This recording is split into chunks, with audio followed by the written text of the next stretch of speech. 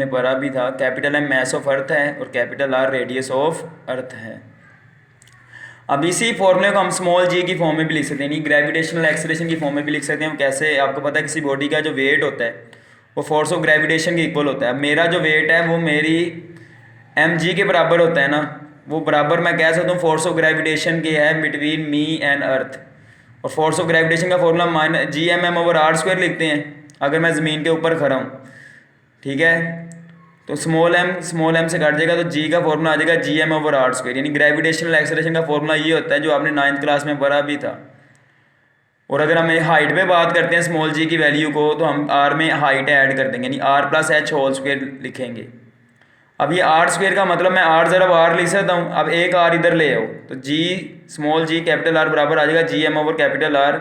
इसको पुट कर दो इक्वेशन 1 में, यानी 2 को छोड़ दो, बाकी जो G M over capital R है इसकी जगह मैंने स्मॉल जी आर पुट कर दिया। तो यही फॉर्मूला स्केप वेलोसिटी का हम स्मॉल जी की फॉर्म में भी लिख सकते हैं, ठीक है। दोनों में हम जो सा मर्जी फॉर्मूला लिख सकते हैं और उससे आंसर निकाल सकते हैं। लेकिन आपको ये बात पता होनी चाहिए कि अगर हम ये जो दोनों स्केप वेलोसिटी के फॉर्मूलाज हैं ये कब यूज़ होंगे, जब बॉडी को हम स्केप करवा रहे हैं फ्रॉम द सरफेस ऑफ अर्थ। लेकिन अगर हम एक खास हाइट पे जाके बॉडी को स्केप करवाते हैं तो हमें यहाँ पे आर में हाइट को ऐड करना पड़ेगा।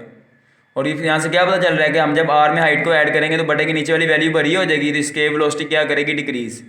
और यहाँ पे भी हम आर में हाइट को ऐड करेंगे तो यहाँ पे भी स्केप वेलोसिटी हाइट ऐड होने से डिक्रीज करेगी, क्योंकि जब हम आर में हाइट को ऐड करेंगे तो हम स्मॉल जी की वैल्यू जो पुट करेंगे ना वो ज़मीन के सरफेस वाली पुट नहीं करेंगे, 9.8 नहीं पुट करेंगे, बल्कि वो जी की वैल्यू पुट करेंगे जो उस हाइट पे हमें मिलेगी, जो हम इस फॉर्मूले से निकालेंगे G H is equal to G, यानी एक पर्टिकुलर हाइट पे जो जी की वैल्यू से हम जी नीचे एच लिखते हैं उसके लिए G M over R plus H whole square उसका फॉर्मूला होगा। यानी आर में हम हाइट को ऐड करके फिर स्क्वायर करेंगे।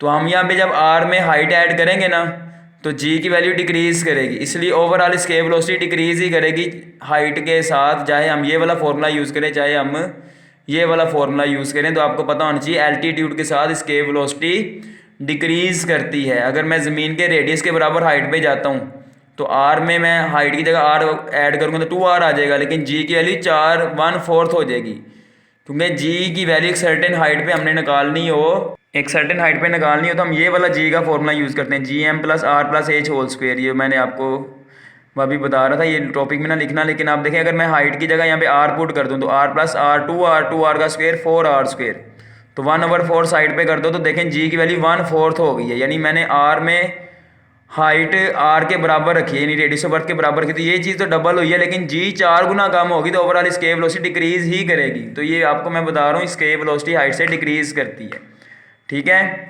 और स्केप वेलोसिटी अगर मैं ज़मीन के सरफेस पे फाइंड करता हूँ वो कितनी है, तो आप उसके लिए मैं ये फॉर्मूला यूज़ कर रहा हूँ √2gr। आप चाहे तो दूसरे वाला ये वाला फॉर्मूला भी यूज़ कर सकते हो। मैं ये कह रहा हूँ ये ज़्यादा आसान है। जी की जगह क्या लिख दूंगा 9.8, रेडियस ऑफ अर्थ आपको पता है 6400 किलोमीटर होता है, तो किलो को 10 की पावर 3 लिखते हैं, और 6400 से भी 10 की पावर 3 आएगी ना, उसको मैं 6400 को 6.4 इंटू 10 की पावर 3 लिखूंगा, तो 10 की पावर 3 किलो की 10 की पावर 3 में ऐड होकर 10 की पावर 6 हो जाएगी। इन सब को मल्टीप्लाई करके स्क्वायर रूट लो तो ये आंसर आता है 11.2 इंटू 10 की पावर 3। 10 की पावर 3 को किलो कह दो तो 11.2 kilometre per second escape velocity होती है at the surface of earth. ये एमसीक्यूज में अक्सर आती है।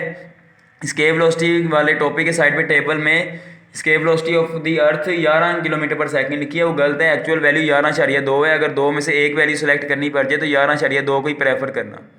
अगर 11.2 वाला ऑप्शन नहीं है 11 फिर तो मजबूरी वही सिलेक्ट करना है, अदरवाइज 11.2 को ही प्रेफर करना है आपने, ठीक है।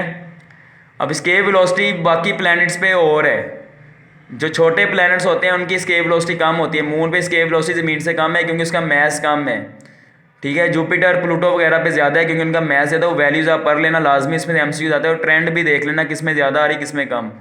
एंड पे आप बता देना स्केप वेलोसिटी क्या डिपेंड किस पे करती है। ज़मीन की हम यहाँ पे बात कर रहे हैं तो ज़मीन की स्केप वेलोसिटी डिपेंड करती है मैस ऑफ अर्थ पे और एल्टीट्यूड यानी बुलंदी पे डिपेंड करती है, ठीक है। कि आप देखें एक मैस ऑफ अर्थ पे डिपेंड करती है, आप ये फॉर्मूला देखें, और बुलंदी पे भी डिपेंड करेगी, ठीक है। अब आर में हाइट को ऐड कर दो, आप रेडियस ऑफ अर्थ भी कह सकते हो यहाँ पे कि उस पर भी डिपेंड करती है, ठीक है। तो आप यहाँ पे dependence of escape velocity of earth लिख देना क्योंकि हम अर्थ के लिए बात कर रहे हैं।